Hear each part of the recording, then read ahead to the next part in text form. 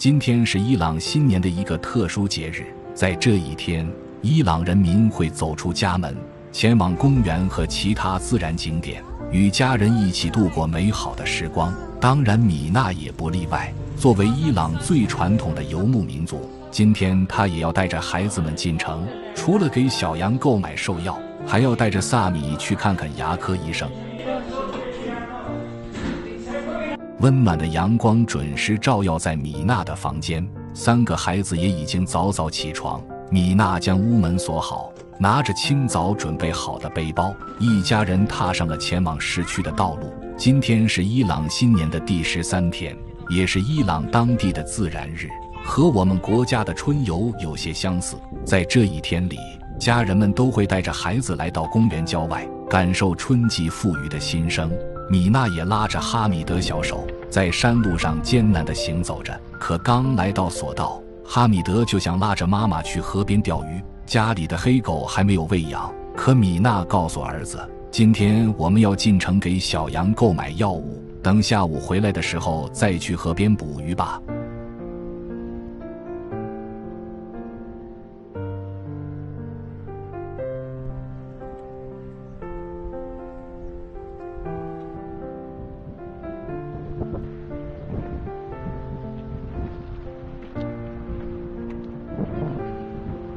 一家人坐着缆车来到河对岸，由于是伊朗自然日的缘故，进城的公路上停靠着很多汽车，都是城里人来山区郊游的。米娜带着孩子们在公路上走着，希望可以遇到进城的出租车，可走了半个小时也没有碰到。米娜只好坐在草地上，和孩子们一起等待着。幸运永远光顾不幸者，经过10几分钟的等待，一辆进城的出租车向米娜驶来，孩子们都开心地挥手示意，希望出租车可以停下来，带他们进城购物。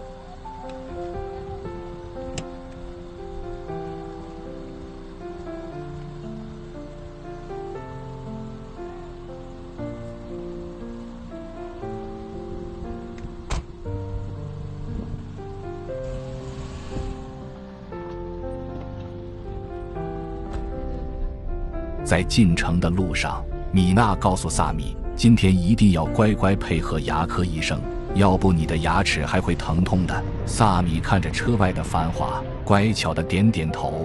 在小汽车的带领下，米娜来到了城里的一家公立医院，通过指引牌找到了牙科诊所的位置。由于还在新年假期，今天并没有多少患者。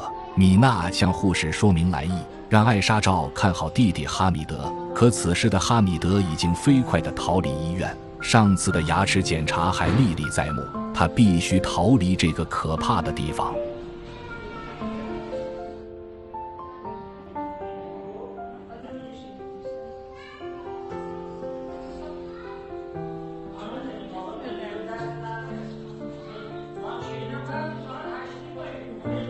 艾莎在大厅里照看着哈米德，我们可怜的萨米在诊室里做着检查，可还没过10分钟，米娜就带着萨米走出来。萨米又一次拒绝了牙科医生的建议，可牙科医生告诉米娜，孩子的脸已经因为疼痛出现肿胀了，如果再不及时治疗，疼痛的频率可能会越来越快。米娜感谢了医生的建议，表示先给孩子做做工作，最好能在今天进行补牙治疗。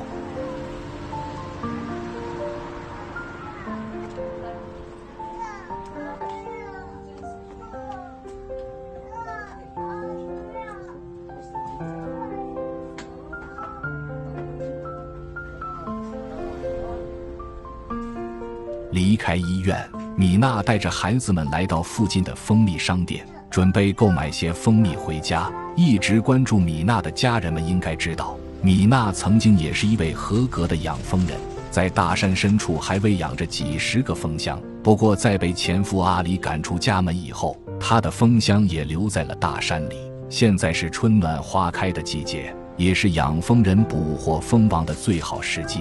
米娜准备重造旧业，在家园周围喂养几窝蜜蜂，不管是自己食用还是出售给商人，都是非常好的选择。米娜将自己常用的养蜂工具告诉老板，希望老板可以为他准备齐全。别看这个蜂蜜商店只有区几平方，但也将米娜需要的工具配齐。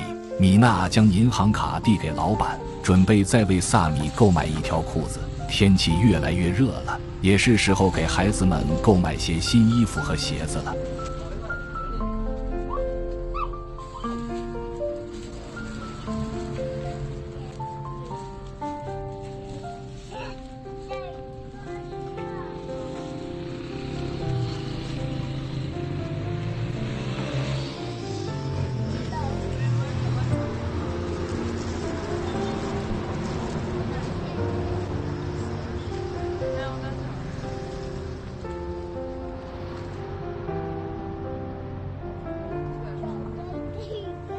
米娜从蜂蜜店走出来，带着孩子们来到附近的鞋店。这次购买养蜂工具花费了米娜33万伊朗里亚尔，折合人民币55元左右。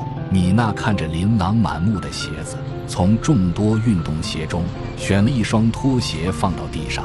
经过长达半年的居住，米娜和孩子们一致认为在家穿拖鞋才是最舒服的。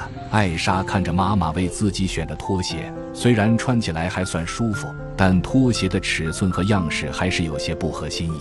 米娜让鞋店老板再拿一双32的拖鞋。我们淘气的哈米德看到姐姐的新鞋子，也拉着妈妈的裙摆，希望妈妈可以为自己也买一双。作为母亲，米娜当然同意了哈米德的请求。